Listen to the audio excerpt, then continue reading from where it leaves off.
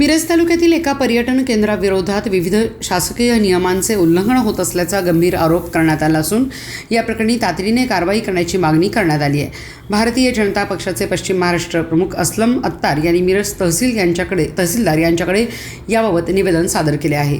निवेदनात म्हटले आहे की संबंधित पर्यटन केंद्राच्या नावाखाली जमिनीचा बिगर शेती याने वापर करताना नियमांचे उल्लंघन करण्यात आले असून अनधिकृत बांधकामे उभारण्यात आली आहेत। त्यामुळे महसूल विभागाचे तात्काळ स्थळ पाहणी करून पंचनामा करावा अशी मागणी करण्यात आली आहे। तसेच अन्न व औषध प्रशासन विभागाकडे करण्यात आलेल्या तक्रारीत पर्यटकांना दिल्या जाणाऱ्या अन्नाच्या दर्जाबाबत प्रश्नचिन्ह उपस्थित करण्यात आले।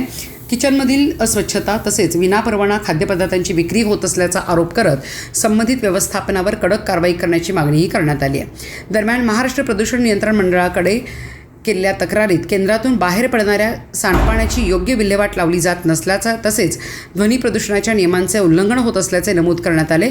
या प्रकल्पामुळे परिसरातील पर्यावरणाला धोका निर्माण होत असल्याचा इशारा देत तात्काळ निर्बंध घालण्याची मागणी करण्यात आली आहे। या सर्व तक्रारींच्या पार्श्वभूमीवर संबंधित विभागांनी संयुक्तपणे तपासणी करून दोषीवर योग्य ती कारवाई करावी अशी मागणी स्थानिकांकडूनही होत आहे।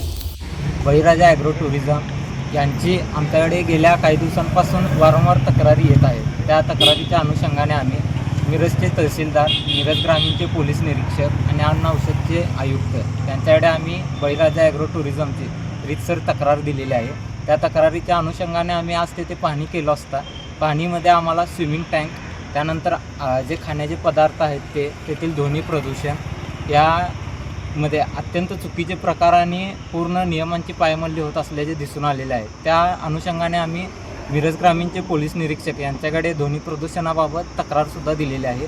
राहिलेल्या ज्या परवानग्या आहेत त्याबाबतचे आम्ही निवेदन तहसीलदार मॅडम आणि अन्न औषधचे आयुक्त त्यांच्याकडे दिलेलं आहे। जर अन्न औषधचे अधिकारी, तहसीलदार मॅडम आणि पोलीस निरीक्षकांनी येत्या 8 दिवसामध्ये बळीराजा ॲग्रो टुरिझमवर जर कारवाई नाही केली तर त्याच्या निषेधार्थ आम्ही कलेक्टर साहेबांकडे दाद मागून उपोषणास बसण्याची आमची तयारी आहे।